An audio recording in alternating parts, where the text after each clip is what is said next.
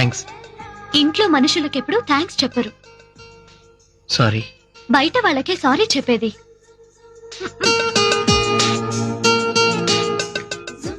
Coffee ఎలా ఉందో చెప్పొచ్చు కదా.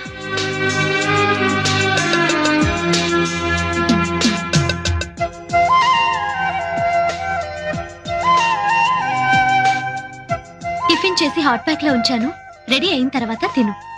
ఎగ్జామ్ ఎన్నింటికి? 9ంటికి. నేను వెళ్తున్నాను. ఓకే. డ్రాప్ చేస్తానని అనొచ్చుగా.